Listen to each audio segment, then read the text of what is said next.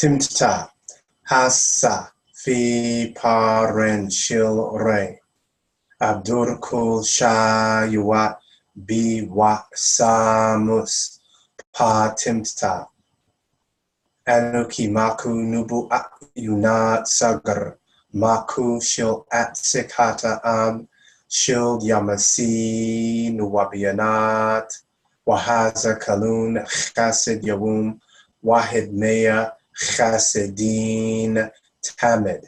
Greetings, I'm Chief Nanya-Shaabu of the Atsikata Nation of Yamasee Moors, and this is 5-day comment number 158. This 5-day comment number 158 is brought to you thanks to Professor Mustafa Hefni. This has been a fantastic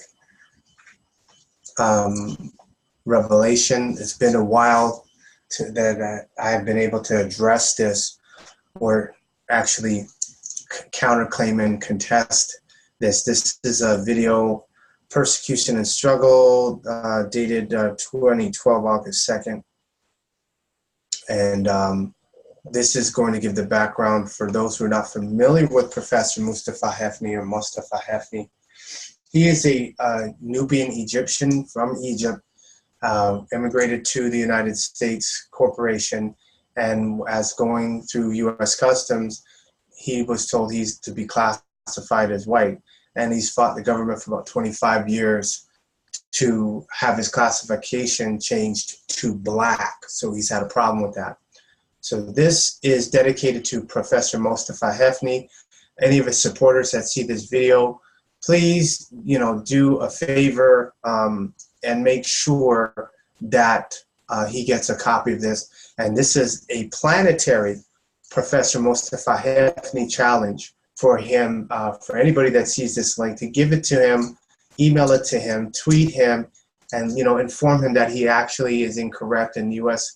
Customs is correct in classifying him as white due to the definition person having origins in any of the original peoples of Europe, the Middle East, or North Africa. So I'm going to play this video here.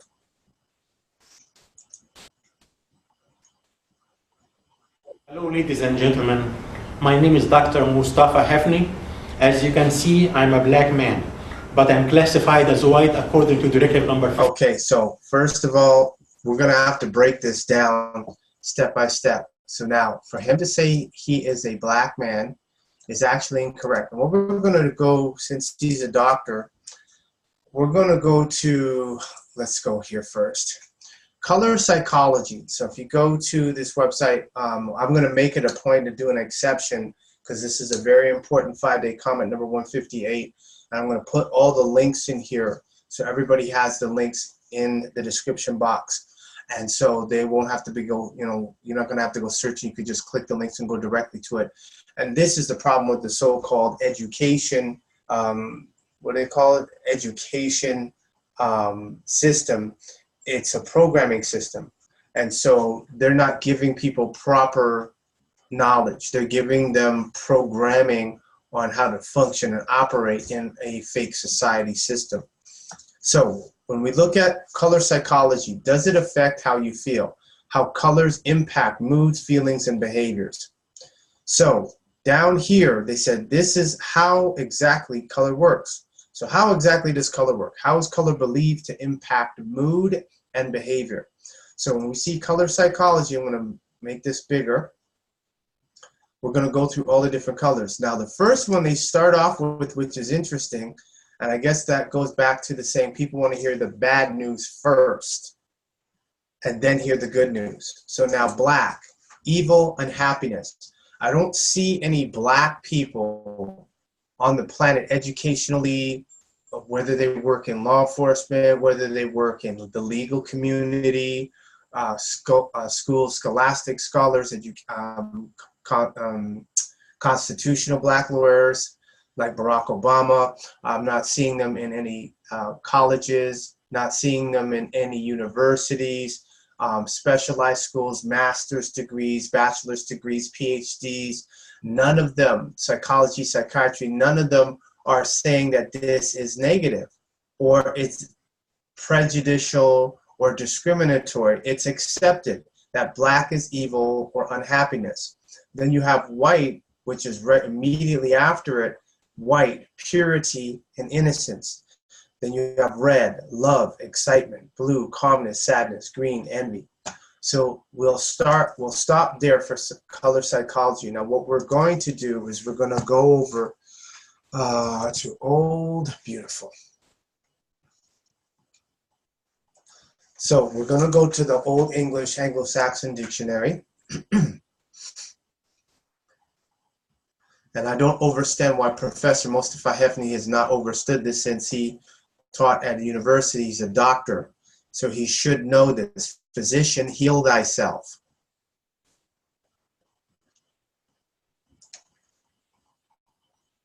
So just scrolling down here so we can get to the definition of black.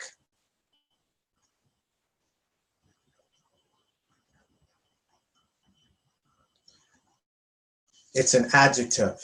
It means bright, shining, glittering, flashing, pale, pallid, wan.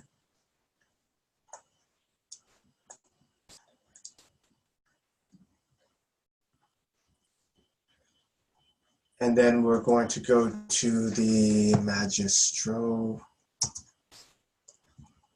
Okay. And we're going to see the definition in modern English of what white meant in Old English. So today, when one calls oneself white in modern English, in Old English, it's black. So Professor Mustafa Hefni, as you can see here clearly, oh, wrong one. As you can see here clearly, he is not black.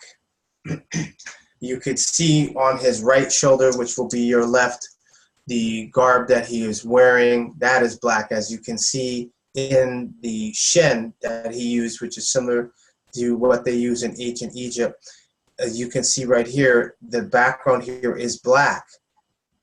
So if he really was black in the true sense of the word, shouldn't this have been a white background with his name in black? Instead, it's not. It's in like a tan color, earth tone, as they would say. So we already got this figured out, that Professor Mustafa Hefni is not black.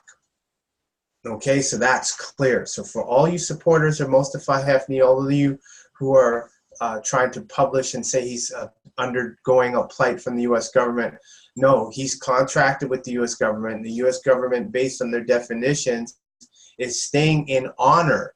Professor Mustafa Hefni, unfortunately, has been in honor for the last 25 plus years, because when we go to the definition as per the U.S. Department of Education, so I don't comprehend how Professor Mustafa Hefni is not aware that, especially when they told him in this country, you are white, and that is a person having origins in any of the original peoples of Europe, the Middle East, or North Africa.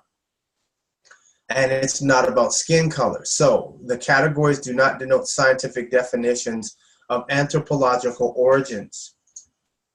So they're not talking about skin color, they're talking about commerce, because the United States is a federal corporation as defined under Title 28 USC Section 3002, paragraph 15A.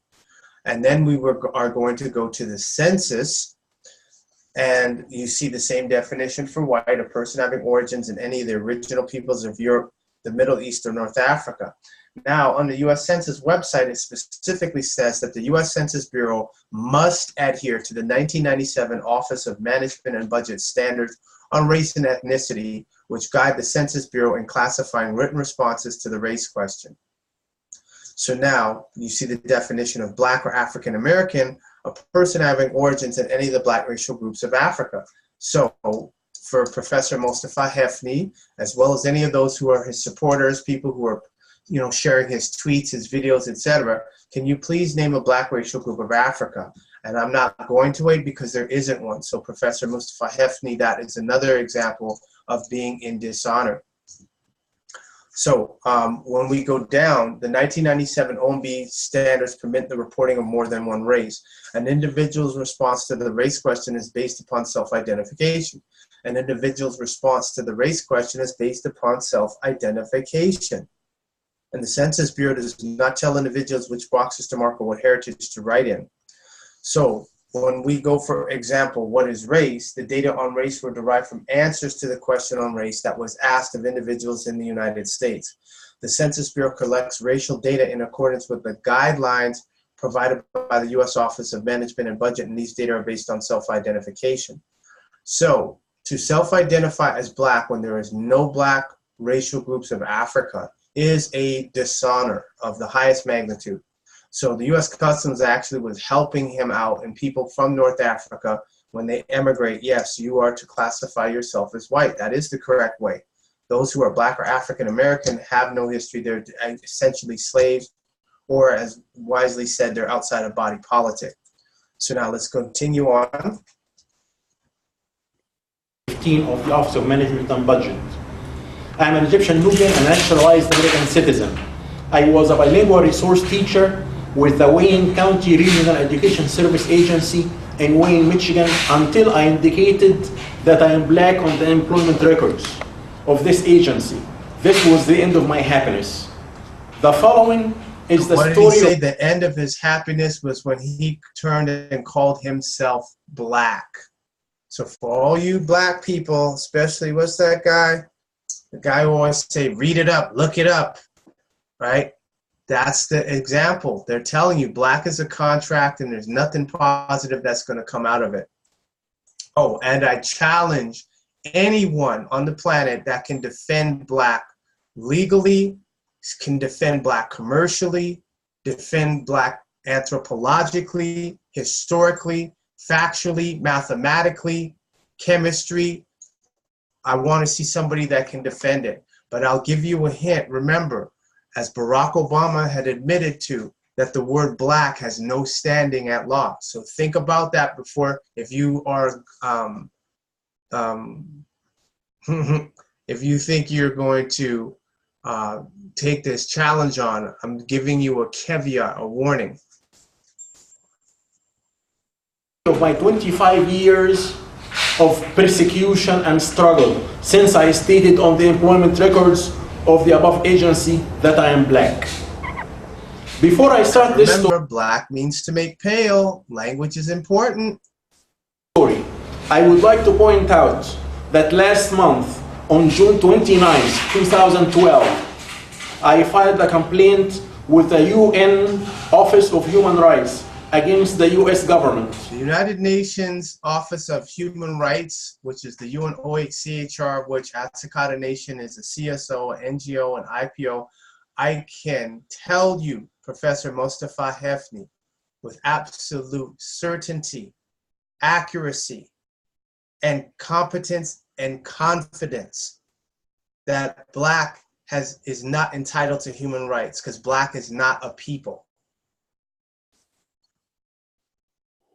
The purpose of this complaint was to ask the United Nations to help me get reclassified as a black person. To view this letter, go to Mustafa, middle initial A, Hefni on Facebook. On June 29, 2012, I also wrote a letter to President Obama asking him to give me the black classification in an out-of-court settlement. To view this letter, also go to Mustafa A. Hefni on Facebook. Okay, so we're going to pull it up because we're doing this as it's happening. Where are we at here?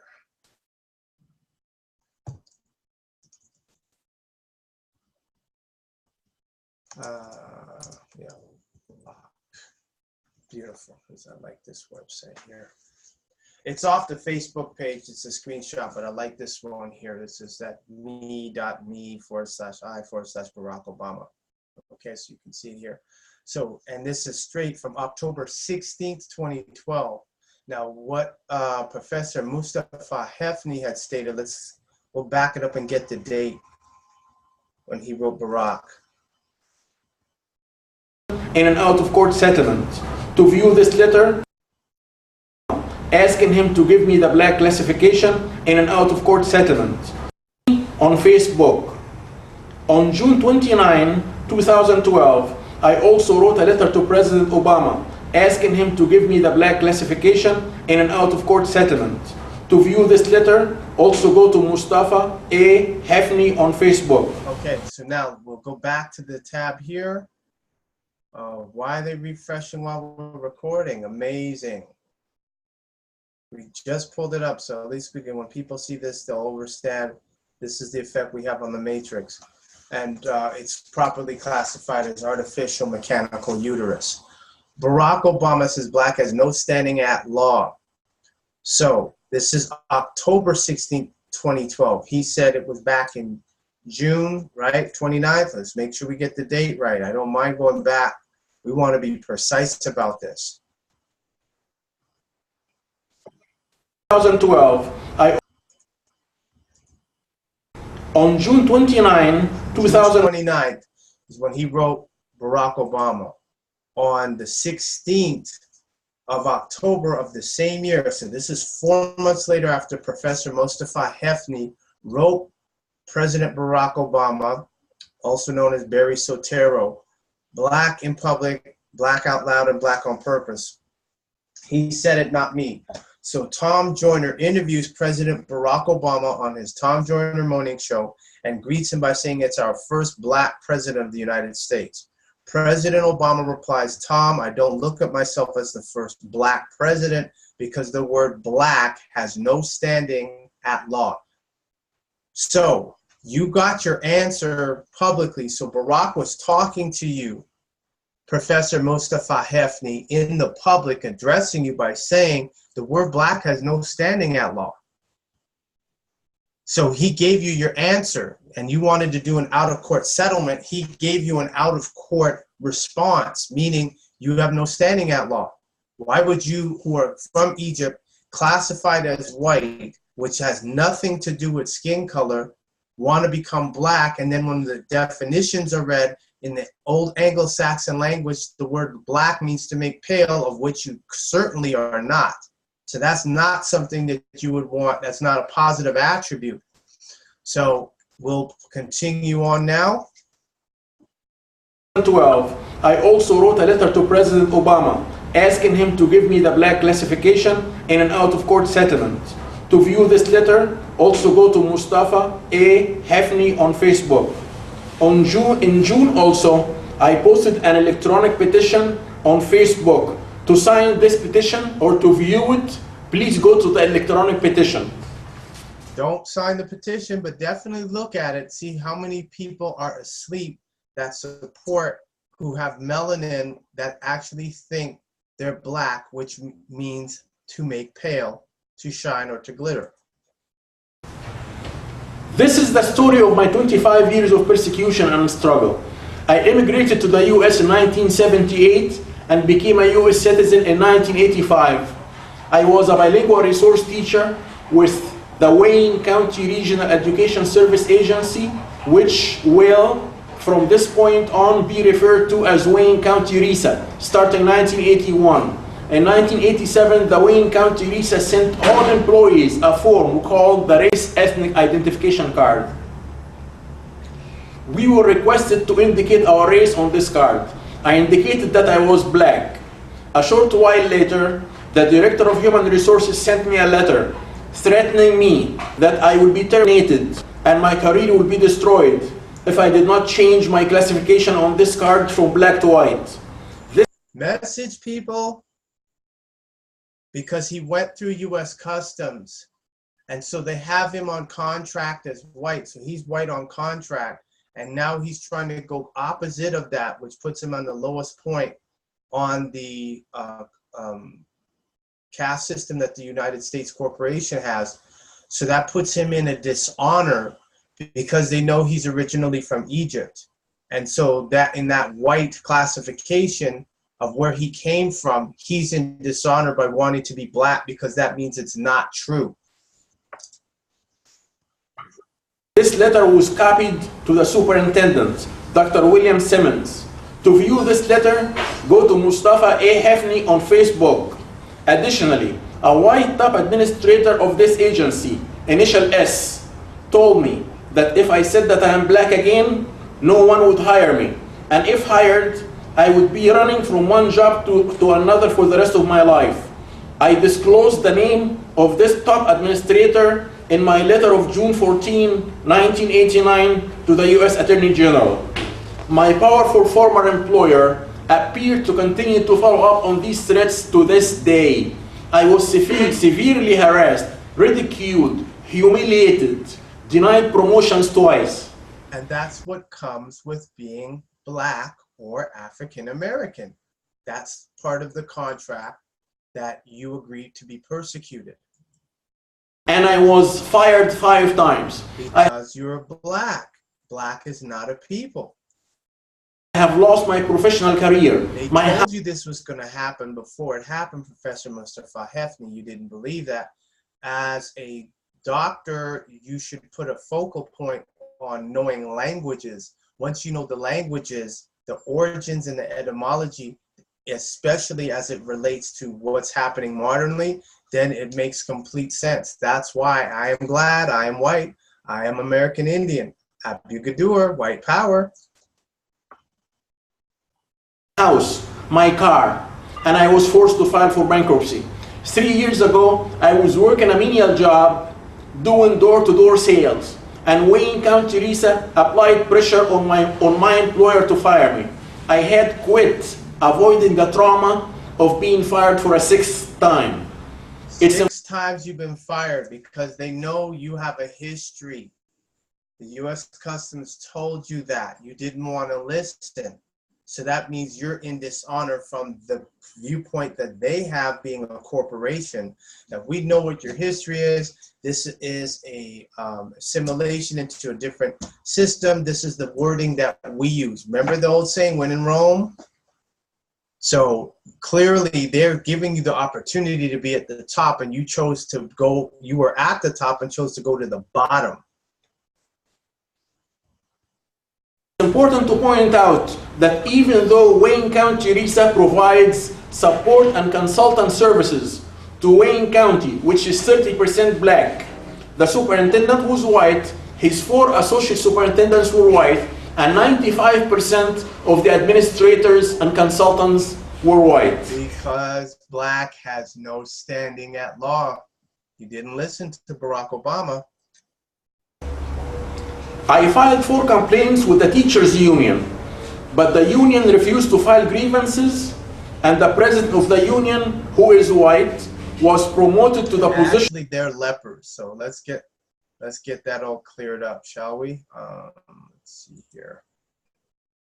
Okay, so this will help Professor Mustafa Hefni out, that he had everything right.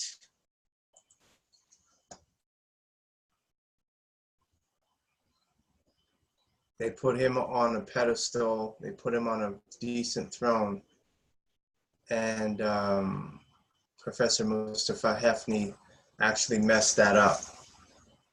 So here's opportunity. This is a gift I'm giving to Professor Mustafa Hefni to admit that you're white, and not talking about skin color. Admit that you are white, and as you admit that you are white, then you don't have to worry anymore about the persecution, because black has no standing at law. You can't even find a definition of black in Black's Law Dictionary. So genetically pale skin is a genetic mutation. Much appreciation to Professor Jin Lee and Dr. Keith Chang. Let's see, which one will we pick? Oh yes, let's pick this one here. This is with Dr. Cress Welsing. Okay, fantastic. So I'm going to show the definition. This is leper supremacy, which has been on Facebook for about the same 6 or 7 years now. Let's see, what we got a date here.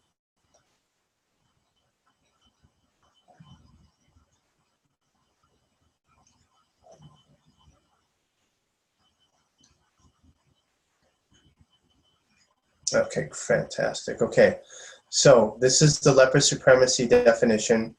Dr. Cress Welsing, before she died, had requested if anyone had a better definition to please give it to her. So we did, and I did give it to her. and her response was silence. This was one of the last, as you see the pictures here, these were one of the last lectures that she did at Howard University before she died. And she was asked the question, why are we still calling ourselves black? We should not be calling ourselves black, to which her response was she squirmed. That's how she dealt with it, and she didn't deal with answering the question. She tiptoed around it. So what we're going to look at here is leper supremacy.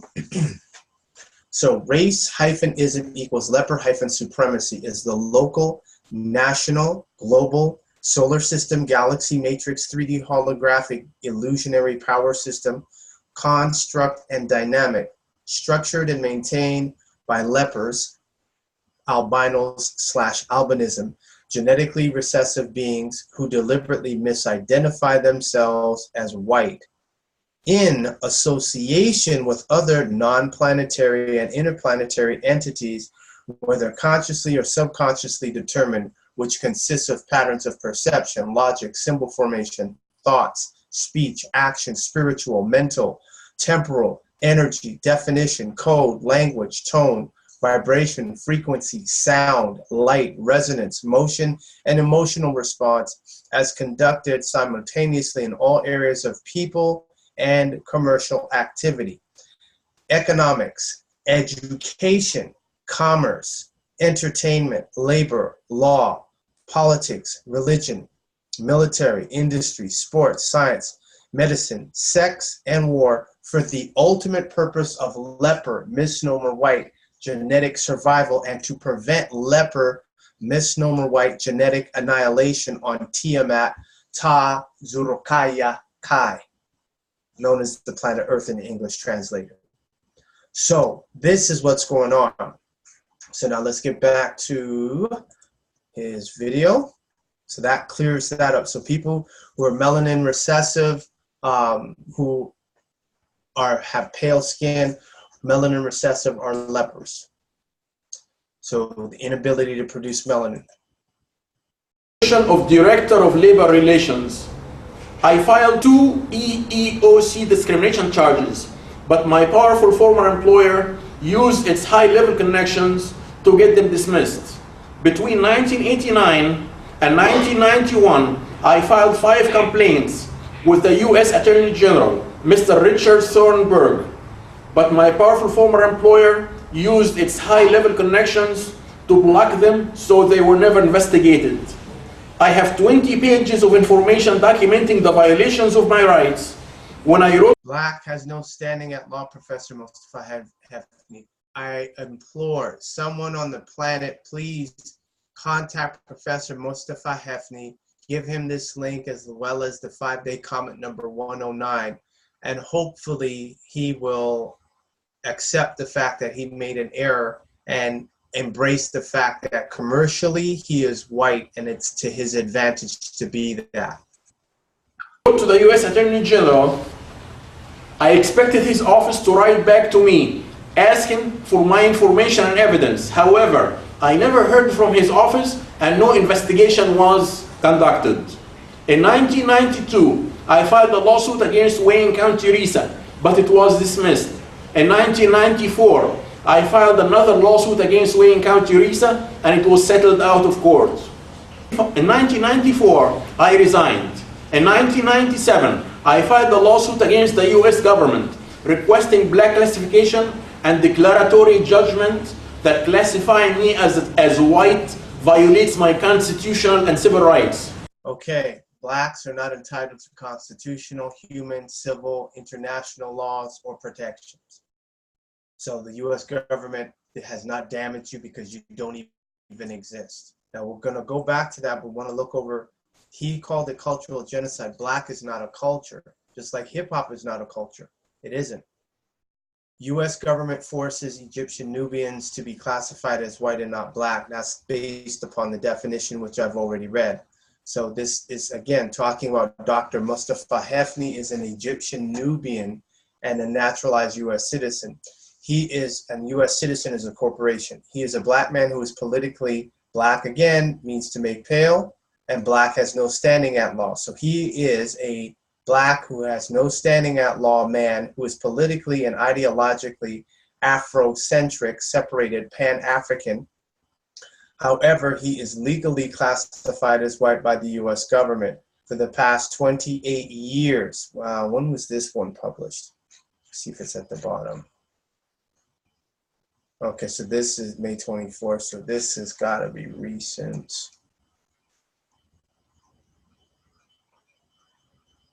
Okay, January 7th, so I trust, oh, this is his petition. Okay, so this is going back to 2012.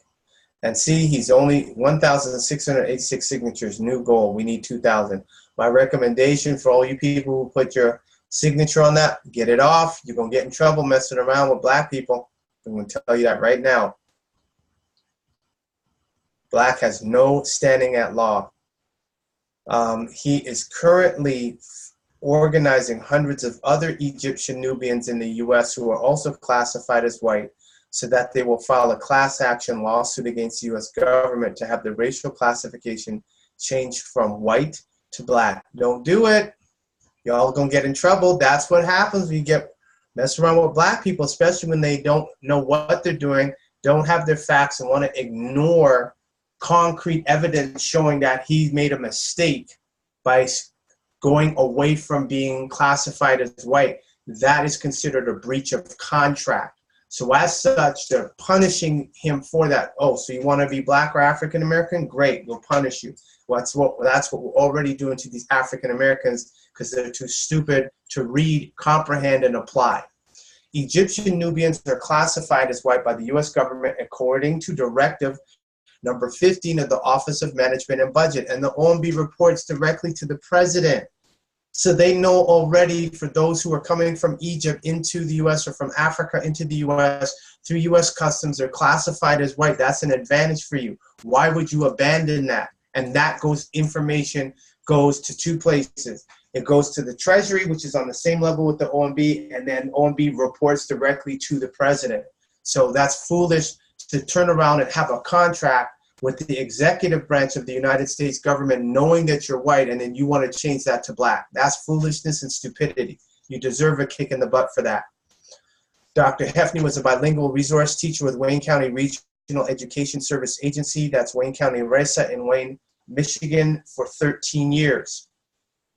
When he stated on his employment records that he is black, the Director of Human Resources sent him a letter which was copied to the superintendent, threatening him that his education career will be ruined if he did not change his racial classification on his employment records from black to white.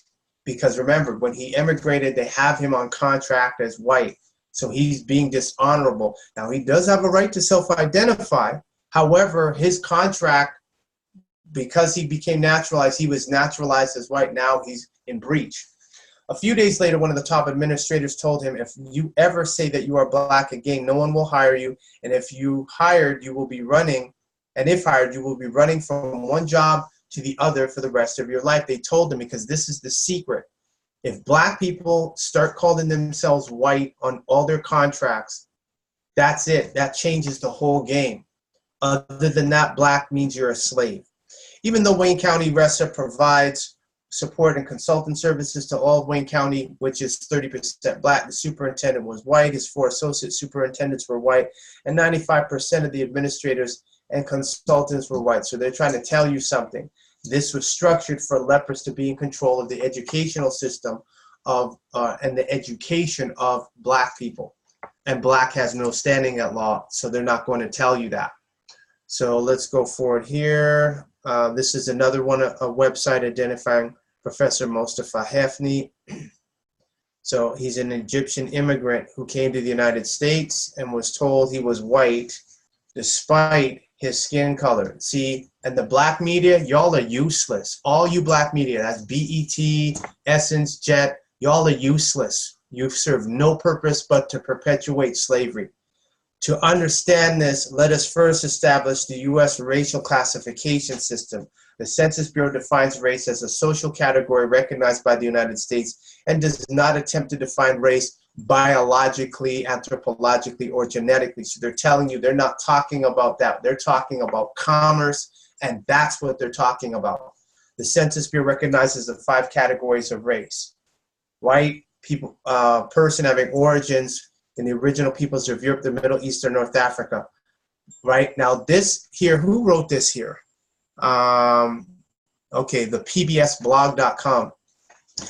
You can see here, let's do a comparison. This is to show you how some of these people who call themselves Black or African American, they're not interested in changing anything. They're interested in maintaining the status quo and move on up to a deluxe apartment in the sky.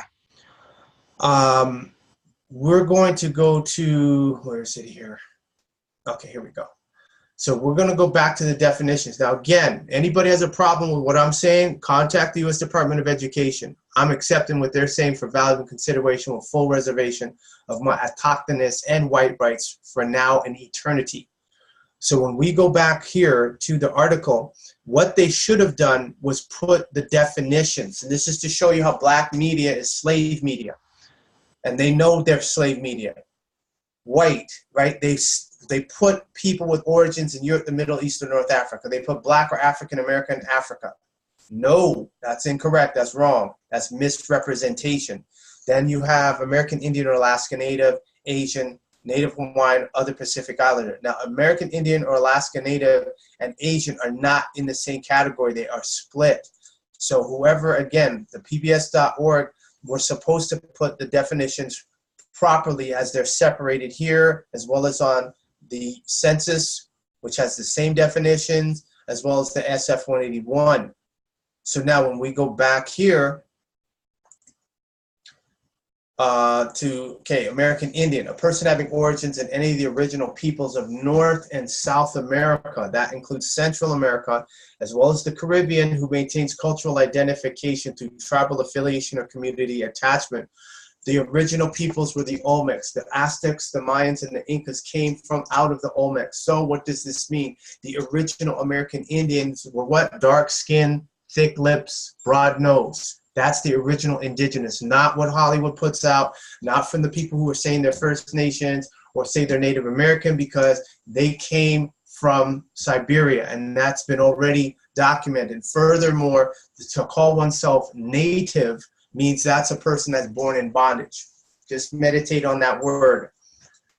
So here they should have put all the definitions, and then they talk about the Asians, a person having origins in any of the original peoples of the Far East, Southeast Asia, or the Indian subcontinent, including, for example, Cambodia, China, India, Japan, Korea, Malaysia, Pakistan, the Philippine Islands, Thailand, and Vietnam.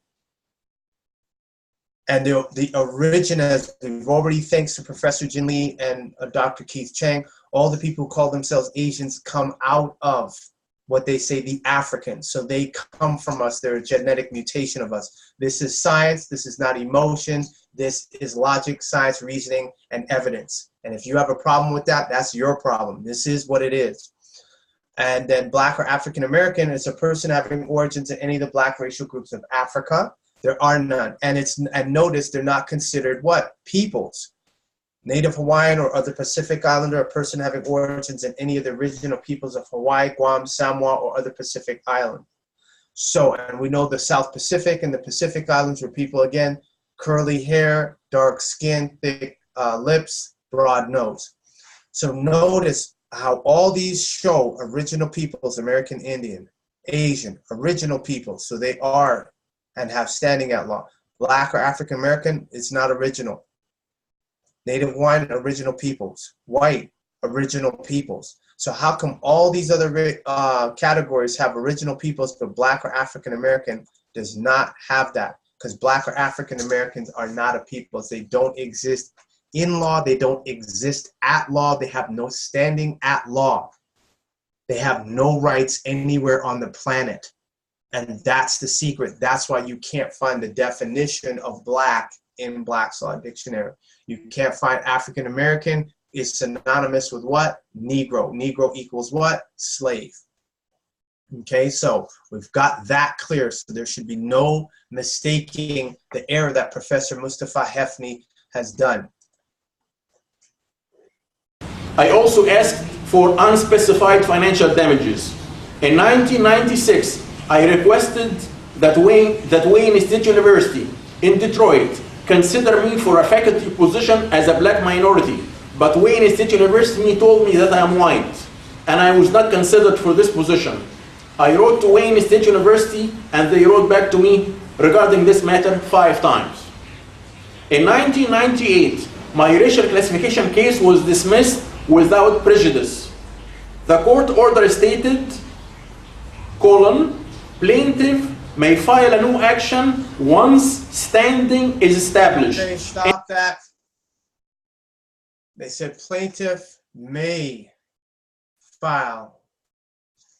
Say it again, so this way I don't get it mistaken. Plaintiff may file a new action once standing is established. End quote. Dred Scott decision of 1857. So this is for all you black lawyers out there that said that the 14th Amendment overturned Dred Scott. No, it didn't. His court case proved it didn't. And it said the plaintiff may file once standing has been established. And what did Barack, who is a constitutional attorney, say? Black has no standing. The word black has no standing at law. So it's a dog and pony show. So let's be clear about that. We're supposed to be adults here. Let's start dealing with some reality. They're telling him, you want to be black, you got to have stand. Well, accept that. That's what you want to do. Now we're dismissing it once you have standing at law. End quote, I'm sorry. This means that the case is still open. To view this court order, go to Mustafa A. Hefni on Facebook. In 1999, I applied for a teaching position with the Detroit Public Schools and put on the application that I am black. I had a successful job interview and I was approved for 2 different positions, bilingual teacher and homeroom teacher. I did not get either position due to pressure from my powerful former employer and due to the fact that I put on the application that I am black. Okay. I don't know what more to tell you, black, African American, Afro-Caribbean, African Canadian. Don't know what more to tell you all. The whole system is telling you if you call yourself black, you have no rights. It's a game. Let me play that again because I know people are going to be stunned when they hear this. He doesn't. I did not get either. I don't even think Professor Mustafa Hefni even comprehends the significance of that statement. They're telling him the secret for him to get his remedy and where he made his error, and he cannot see that.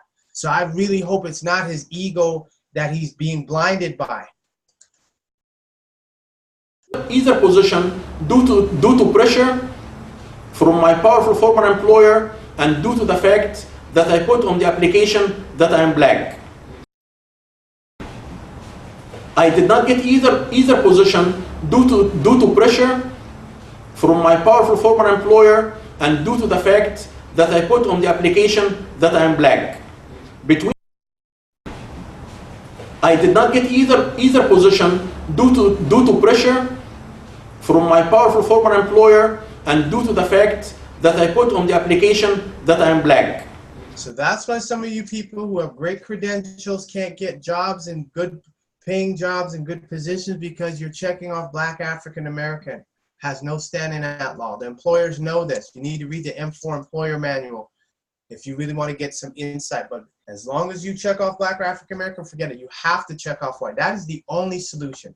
I don't care what anybody else out here who calls himself a black leader or whatever is saying. You have to call yourself white in commerce. That's the only way. And you have the full support and endorsement from the United States government, specifically the Department of Education.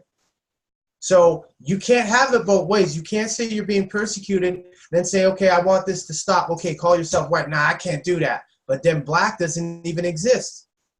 Okay, so I just want to make sure that everybody's paying attention. All right, and I really, this is for Professor Mustafa Hefni.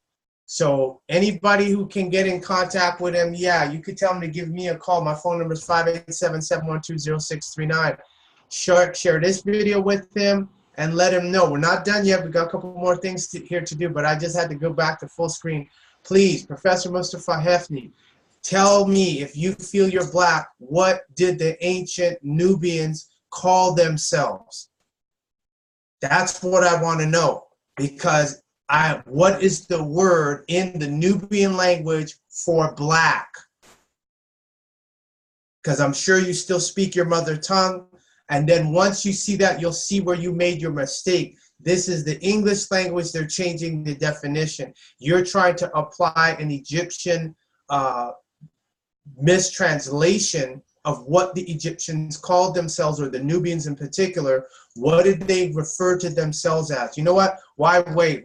You have no standing at law anyway. So let me share my screen here. There we go. And we'll look it up. That will help a lot of people out. What did the Nubians call themselves? And I'm sure the computer intelligence will have the answer.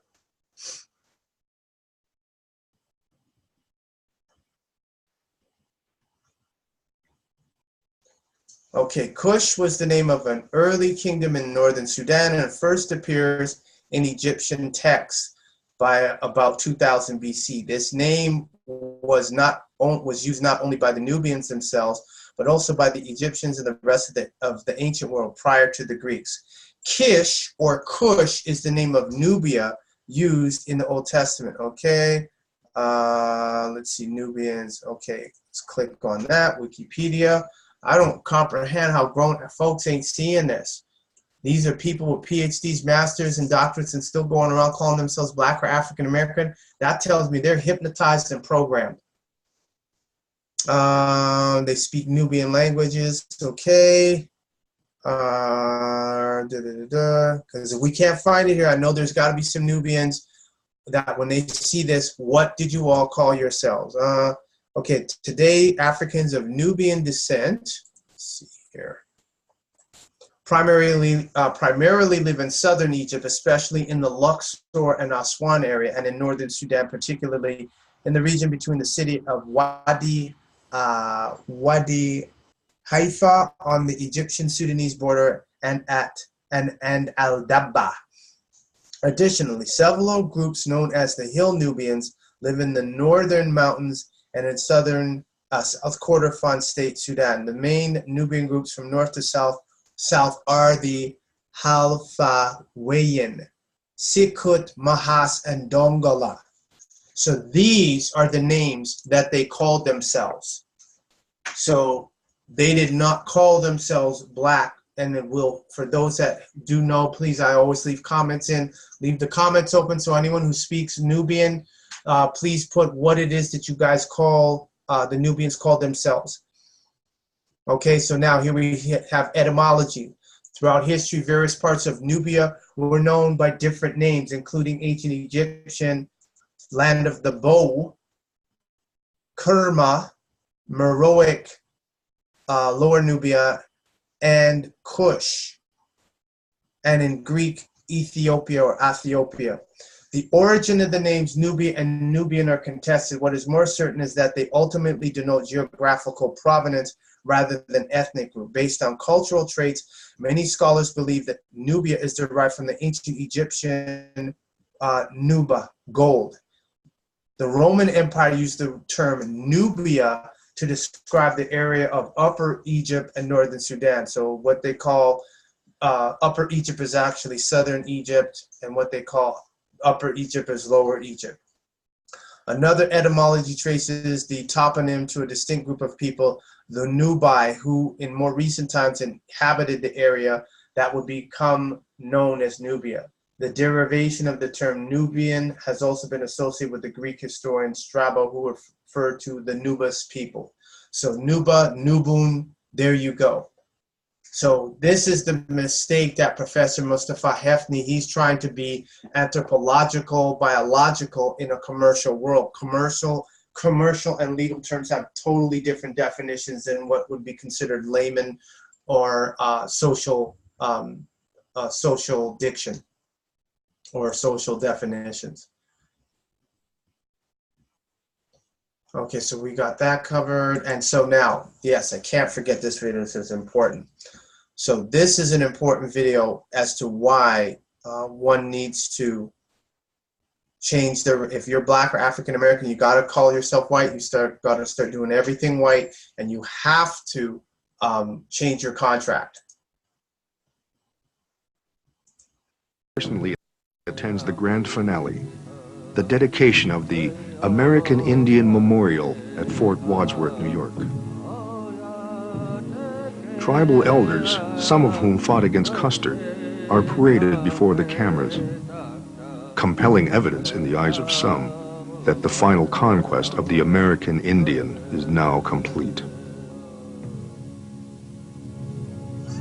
But like a smoldering fire, the spirit of these nations refused to be extinguished.